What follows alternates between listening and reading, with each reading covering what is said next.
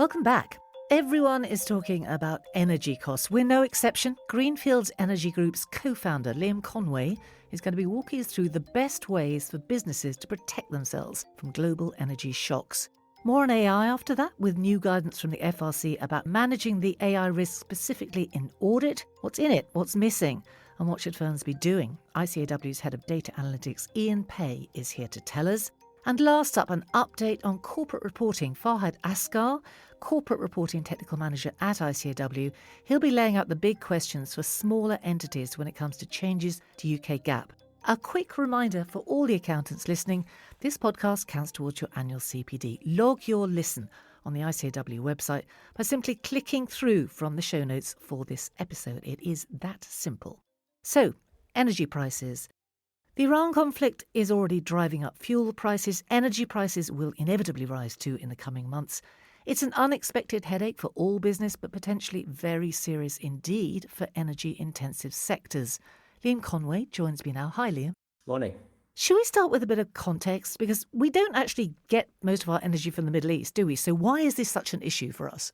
It's a conversation I have frequently with our clients, people querying why we are so impacted by global markets. And it is simply that although we aren't reliant on them for 100% of our generation, we operate in a global market. And as a result, we compete in a global market, particularly prevalent for LNG, so gas. And that's what's driven the prices up and left us fairly exposed. So even though I think it's only about a fifth, isn't it, of LNG actually comes through the strait, it's still a big problem for us. It is, and it doesn't cost any more for the sun to shine or the wind to blow, but we do operate in a global market, and that is why we are left exposed, and to some degree as a net importer, more exposed than a number of other countries around the world. Obviously, this is a very fluid situation. No one is entirely sure when it's going to resolve. There has been a huge amount of press coverage about possible shortages in all sorts of areas. Do you think we actually will see them? I mean, that's real crystal ball time, I suspect, but I wouldn't expect to see sort of shortages or rationing, but that doesn't impact or help businesses now, particularly gas and electricity intensive businesses. They are faced with the increases right now as we speak, although some of the headlines that we are seeing in the press are probably making it slightly worse than it actually is. The reality is that the increases that the majority of businesses are facing aren't quite as bad as some of the headlines might allude to. Do you want to give us a bit more detail on that? Because as you say, there has been a lot of talk in the press about that. So let's focus on gas primarily. So gas has been hit harder than electricity. If I look over the last 3 months or so, I would say broadly, gas markets have increased by around 40%. However, what is very evident is that short-term contracts have been impacted in a far more prevalent way than longer-dated contracts. So, for example, if you had a contract due in April 2026 and you hadn't made arrangements for those contracts, then you are going to be far more exposed than a business who, say, has a contract due in April 2028, because you are just more exposed given timing to market. And that's a really key thing that we talk to clients around in terms of being proactive with their strategy.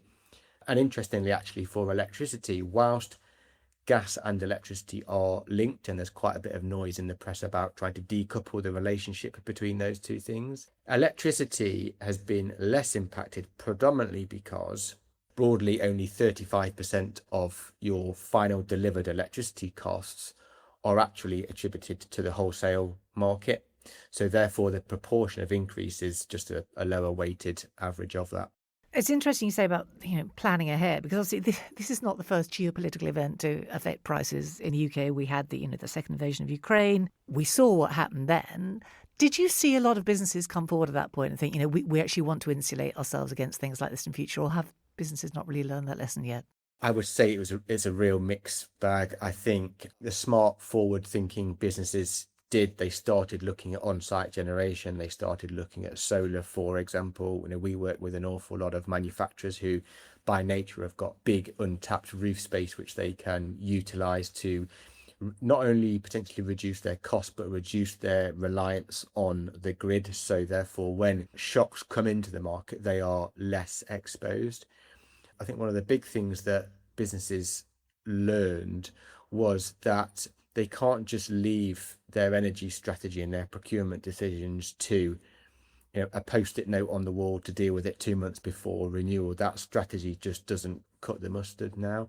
And for us, typically, our clients are broadly spending between £100,000 and £5 million a year on energy. So it should be, and now probably is, top three boardroom discussion once again, which actually to some degree is a good thing. It's good that it's at the forefront of people's mind, although being in slightly unforeseen circumstances. Yeah, I mean, before we talk about what you might do if you're planning ahead now, if you've made no plan, if you've taken no steps at this stage, is there anything you can do right now to insulate yourself from the current situation? Not really, I think, is the unfortunate answer to that. So April and October are the two most common contract start dates in the UK market. So it's the start of the summer and winter season. So let's assume you have a contract due in October of this year. Unfortunately, you are now at the mercy of the market if you haven't made any arrangements, and it sort of backs against the wall time. There's no sort of clever strategy or magic one that can be waived. Now it's about trying to decide how long you might fix a contract for, whether you might do a fixed or a flexible contract. And in doing so, you just need sound advice around what's happening in the market and giving you a well-rounded view of that, because the tactics that worked 5 years ago might not be the tactics that necessarily work now. This is an individual decision for every business, but are there some broad pointers you can give us on how to work your way through that decision process? If I talk again, typically about our clients, we talk about operational cost a lot with clients. So the analogy I use with businesses is let's say you spend £500,000 a year on energy, for argument's sake. It's not necessarily about trying to nick £10,000 to get that to 490. It's about trying to protect yourself from paying 550, 600, 650, and working to a operational cost and budget which works for you as a business. That should be your primary concern. And we're very often looking at that 2 years in advance for clients, because if their budget is hit and they can secure a contract 2, 3, 4 years in advance and it hits their number, then our starting point is, why would you not be doing that? And then we work backwards from that. People are presumably concerned about fixing for that long because it is such a fluid landscape, isn't it? And as you say, if the upside is there, great. But I guess they're thinking, yeah, but it might cut the other way and then we'll wish we hadn't done it. Lots of our clients have energy surcharges in their contracts with their customers, which does give them the ability to open up contracts. But again, if we look at, probably more so for electricity, if we look at the spread of prices in terms of prices over time, we're still fairly towards the bottom of that spread. So there is far more, or certainly in our view, there's certainly far more upside risk than downside opportunity. But again, it comes back to individual businesses' appetite for risk, and different businesses will have different assessments of that. And it's important to take a balanced view of contract length, contract duration, suppliers, contract structures, so that businesses have got, think of it as a due diligence exercise. They've got all of the information to hand to make a well-informed decision. And as you mentioned earlier, some of your clients are actually putting plant in place. Yes, I mean, solar is probably the biggest thing that we're seeing with clients. One of the challenges of that, well, there's probably two challenges. One is potentially the cost of that from a capex perspective, particularly if you don't have a very stable or solar worthy roof. That might boost the investment further. And there are some challenges around getting that export into the grid itself. But as a starting point, certainly anybody who owns their site should be looking at solar as a viable option, definitely. What sort of payback period do they look at when they do that? Because presumably the capital outlay is pretty substantial. It can be, I would say, and this again will vary. I would say, as a general rule of thumb, probably between 4 and 7 years as a ROI payback for it. I think people have to be, like most things, enter some of the feasibility studies with a bit of pinch of salt, some of the figures that are put to them. But in short, yeah, if you own your site and you have a good roof, there's every chance it really should have solar on it to reduce your reliability on the grid and reduce overall costs. What sort of common mistakes do companies make around this? I think the biggest mistake is leaving it too late. Lots of people are wearing lots of hats and spinning lots of places on a list of things to do. Energy might fall down that list. So I think the biggest mistake is just leaving it until a couple of months before, because you really are just then at the mercy of the market. I think there's also historically been a misconception that energy is cheaper in summer. Well, traditionally, yes, but when you're looking at a contract a year or 2 years in advance, what's happening in this summer doesn't have any bearing on that really in reality anyway. And I think the biggest mistake actually I think I see people make is not partnering with somebody maybe in the same way that they would with an accountant or a solicitor. This is a big cost for businesses. They should be working with a professional partner. This industry is littered with call centers. Anyone who's listening with this, if they have the position of dealing with energy contracts within their business, they will have no end of unsolicited calls and emails. And I see no end of smart businesses sign energy contracts that have basically just been flogged to them by a kid in a call center. And I always sit there and think, oh, come on, you've got to have been smarter than this to have fallen foul to this. So I would encourage people to really think very sensibly about who they partner and take advice from. Well, yeah, Lee, with a clear instruction not to big up your own firm entirely. Indeed. How would you advise business to select an advisor? What do they need to look for? I think a good way to answer that perhaps is some red flags. So if you're engaging with someone just via cold outreach, so someone's calling you 5 times a day and badgering you on email, is that really the kind of business you want to be partnering with? Come back to that analogy that I gave around, would you select your accountant or auditor or solicitor or corporate finance partner in the same way? No. So why are you doing it on energy? Look for testimonials, look for referrals, look for trade bodies or trade associations or chambers that they may partner with. And if they're not local, get on a call. It's very easy for us to jump on Teams and Zoom now, try and get a flavour of what they're like as a business. But the biggest red flag is if you feel like you're being pushed and harassed and badgered, take a breath, take a pause, don't engage would be my word of warning. Just thinking about the right now to wrap this up, what is the first step all businesses listening to this right now who haven't got this covered off, what should they be doing right now? They should absolutely fundamentally know when their contract runs out, and they should make a plan to engage either with a partner or direct with a supplier, likely, again, talk about our typical client, a year to 2 years out from that, so they know what are the costs. If we were to contract now, what are the costs? Are we happy with those costs? Are we okay with those costs? Does that mean that we can stay operational as a business? And if so, my advice typically is get it done. Liam, thanks so much. Thanks.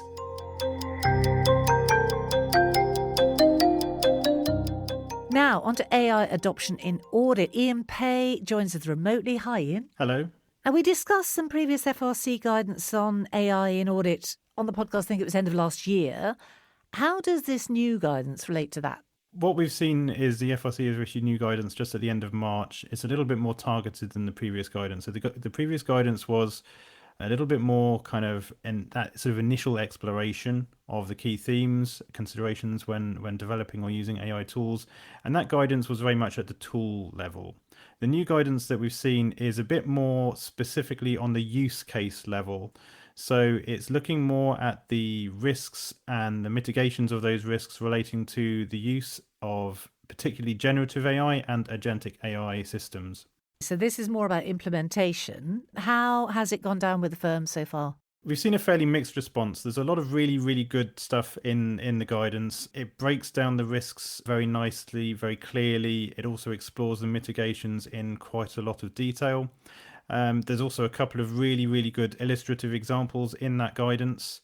But we are seeing some firms, particularly firms who are probably at the smaller end of the market, slightly struggling to engage with this guidance so far, finding it a little bit dense, a little bit sort of hard to understand how it applies to them. That sounds unfortunate because obviously, the audit market is very broad in terms of size, but presumably it is the smaller end that really needs this guidance. It is worth saying there's a lot in the guidance that is really, really useful. So when I talk about the risks that it sort of explores, it breaks down the risks into 3 main categories. So you've got the risk of deficient output, So the risk that the tool itself doesn't give the right sort of outputs.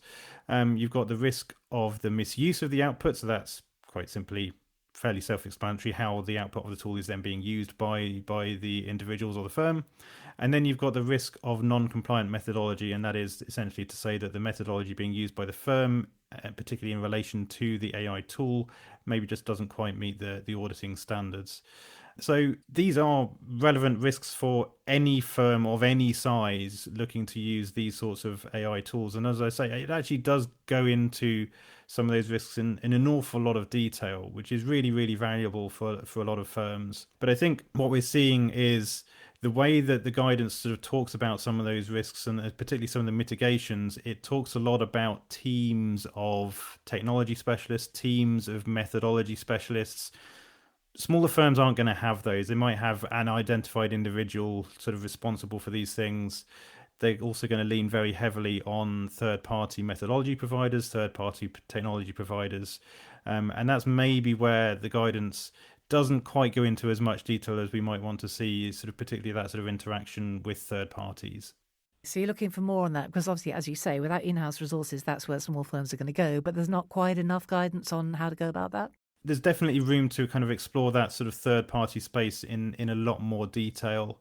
I would say, again, there's a lot of really useful things in there. And one of the concepts that I think it does cover quite thoroughly is this idea that sort of the different mitigations and approaches to mitigation is a bit like the very kind of classic example of the sort of confidence bucket. You know, when we talk about audit evidence, you sort of fill the bucket until you get the amount of evidence that you need. And they're actually talking about the risk mitigations with using these AI tools in a very similar kind of way. Combinations of the design and development of the tool, possibly a certification process, staff training and guidance and support, and then that sort of human in the loop review oversight type process. And you might find different firms using these different four elements to different proportions to ultimately get to the level of comfort that is required. But I think what we're seeing some of the challenges with smaller firms is they're kind of saying, you know, that certification process could be quite cumbersome for them. It could require quite a lot of time. And really, it's going to make it a little bit, some firms, a little bit concerned that actually it makes the hurdle of adopting AI just that little bit higher for them. Is there anything else missing here that you really wanted to see?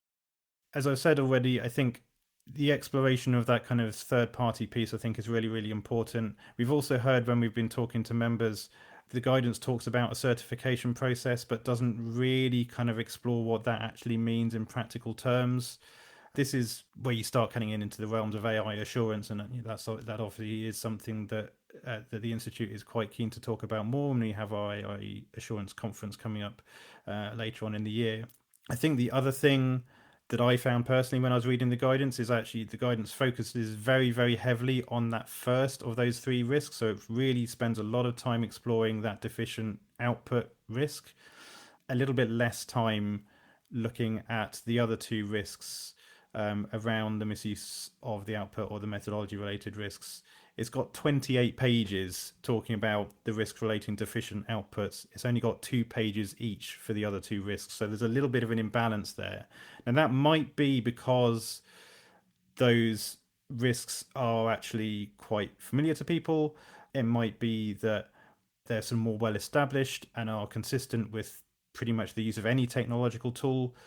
But that imbalance, it would be nice to see a little bit more of an exploration of the way that AI tools could be misused in terms of their output, and also how it ties into methodology, really working a lot more closely with some of those third-party methodology providers potentially. Presumably there will be a lot more from the FRC on this in due course. Do you have any sense when they'll be issuing further guidance and perhaps fleshing this out a bit more? In terms of the when, I don't know, I'm afraid. I do know that they are very keen to keep sort of issuing guidance. And we know that the demand is there for more illustrative examples, use cases, trying to help firms understand some of the more specific scenarios where AI might be used and what that means in terms of testing approaches. I know that that's something that is in demand, and I know that the FRC understands that and sort of going to keep delivering on some of that, but I don't really have a time frame as to when that might be. Do you have advice you'd add on top of what's in the guidance right now?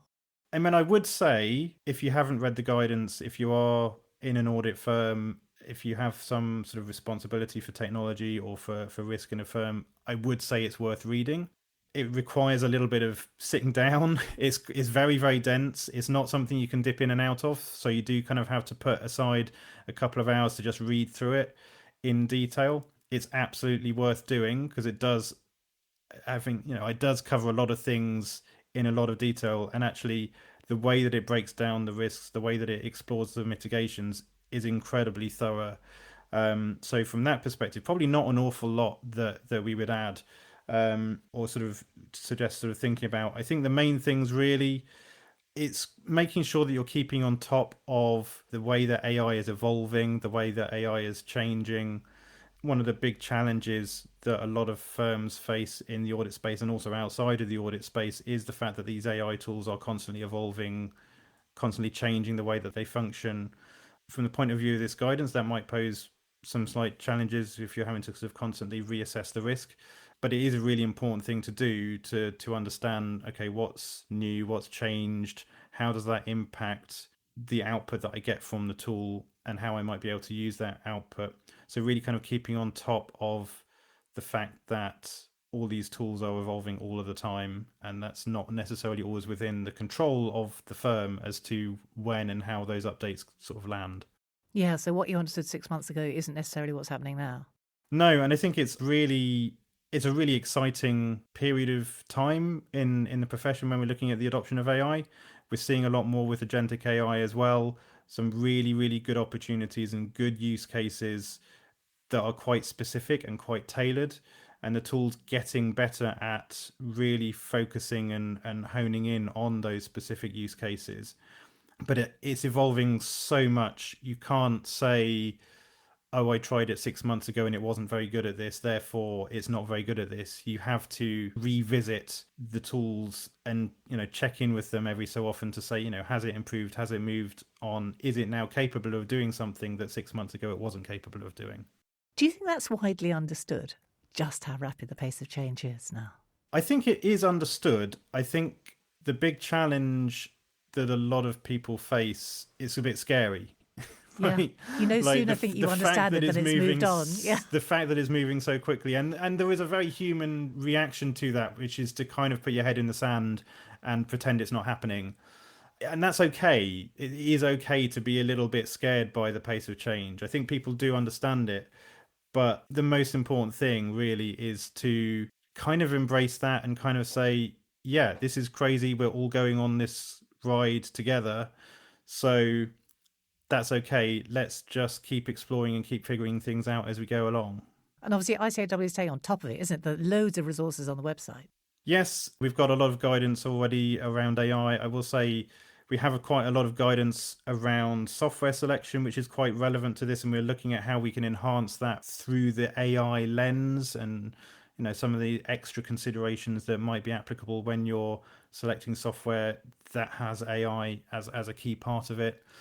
As I say, AI assurance is another big thing that we're sort of looking at. So as the FRC starts talking about these concepts of certification of AI tools, that is going to come into play an awful lot more. And of course, when you're talking about skills, we do have the Gen AI Accelerator program, which is a fantastic resource. And the first course on that is completely free for ICAEW members. So really would recommend, if you haven't engaged with that, just as a really foundational kind of understanding of how some of these tools work is a really good starting point. Great place to start. Thank you very much, Ian. Thanks a lot. Thank you.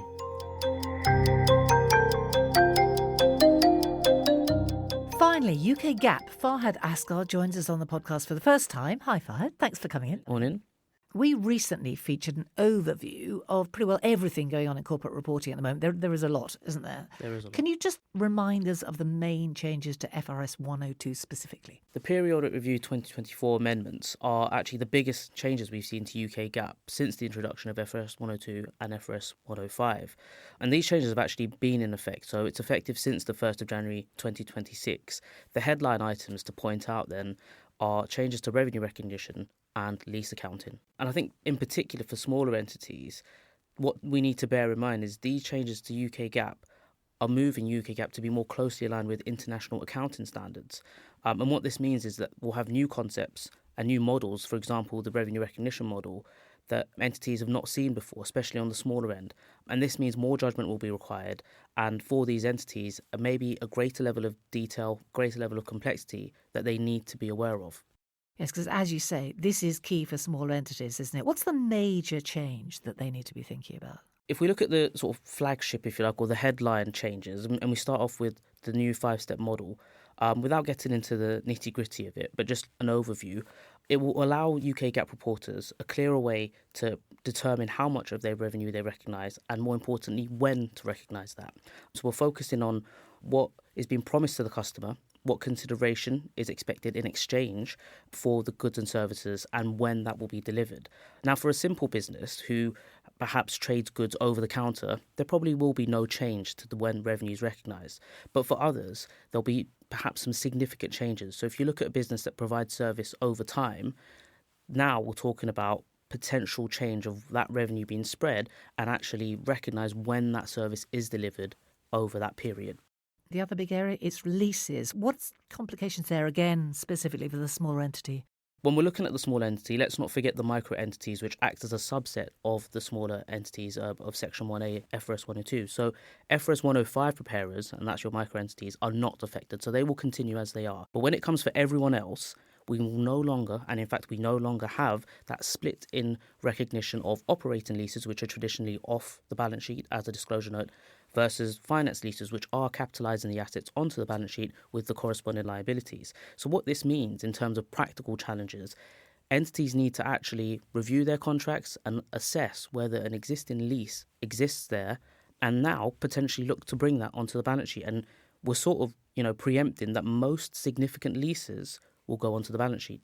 Now, those two changes, they're dominating most of the discussion around this. There are other changes, aren't there, outside revenue and leases, again, for smaller entities to know about?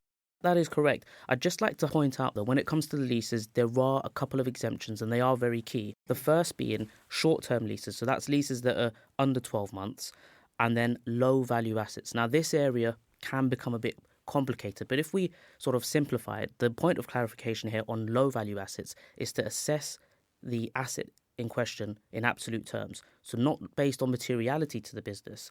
An example of that would be an asset that the entity benefits from but is not interrelated to other assets that they use within their operation. So we're talking about small office furniture or perhaps small technical equipment, perhaps. But to answer your question about the other areas, when it comes to the smaller entities, so those preparing under Section 1A small entities, one thing that we're sort of preempting to, that may perhaps be a bit of a shock is the expanded related party disclosures or expanded related party transaction disclosures that will now be required. How that worked up until now. So up until now, only material non-market transactions were required. And now? But now that judgment is being removed, and in fact all related party transactions will be disclosed. There are very few exceptions. We're talking about perhaps wholly owned subsidiaries within a group, but generally speaking we're going to be seeing a lot more within scope of related party transactions. So how onerous is that going to be, potentially? I think onerous is perhaps not the word we'd use. I think it's just more a case of small entities being more conscious of the fact that there's greater scope of reporting requirements. Are there issues for them to think about? There are other areas that they need to be considerate of, especially when it comes to Section 1A. It's a much broader set of reporting requirements that are coming into play. So the significant aspect here is extra transparency and more record keeping.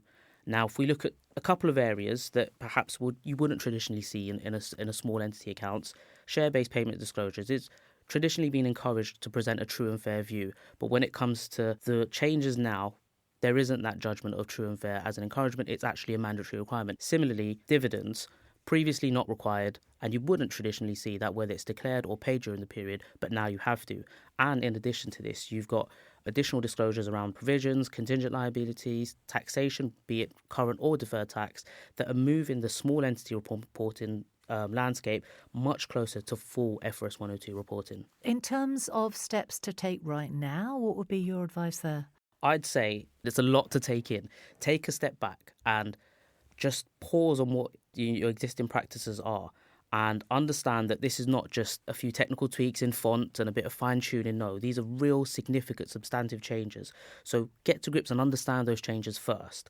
Dedicate that time and then assess the entity-specific changes and how that will impact the certain situations or circumstances entities will face based on their unique operations. All of this with, some that means don't wait till year end. Start looking at the changes now, understand what that implementation will look like for you, for your individual business, and hopefully you'll be on the right track. Don't kick that can down the road again. Okay. We can link to more resources in the show notes, but ICAEW have got an event, haven't they, in July? What's that going to cover? We're building on the success of last year's in-person conference, which was centred around the changes to UKGAAP. But this time round, we've tailored the programme for the small to medium-sized entities, including the micro entities. So the structure will be spread over 2 days. The first day covering those fundamental changes, really ensuring everyone's clued up on all those details. And day 2 is that deeper dive into the complex areas, working through those examples and really tackling these changes head on. And we've made it virtual this year. Fully virtual. Fully virtual. You can access it from wherever you are, and we're hoping that will really, resonate with the target audience and without having to travel to London. And to make it a complete, full package as an event, we've got a couple of sessions that are not actually, directly related to changes to UKGAAP. The first will be delivered by Companies House, and that will be a session discussing the current reforms and the upcoming reforms following the Economic Crime Act. So, getting everyone clued up on changes to UK regulations. And then the next session is the upcoming consultation on modernising corporate reporting. So a great opportunity for everyone to really get involved and have that complete experience. Not to be missed by the sound of it. Thank you Definitely very much, Fahad. That's great. Thanks. That is it for this episode. As always, you will find links relevant to all the subjects we've covered today in the show notes, as well as that quick link to log your listen as CPD. The next episode of Behind the Numbers will be looking at fraud. The government is worried about it. It's produced a strategy to try and rein it in. But where are the risks coming from, and what do you need to know to keep them at bay? If you have feedback or ideas for the podcast team, we would love to hear them. We have an email address for exactly that purpose, podcasts@icaew.com. Meanwhile, please do take a moment to rate the series on your app.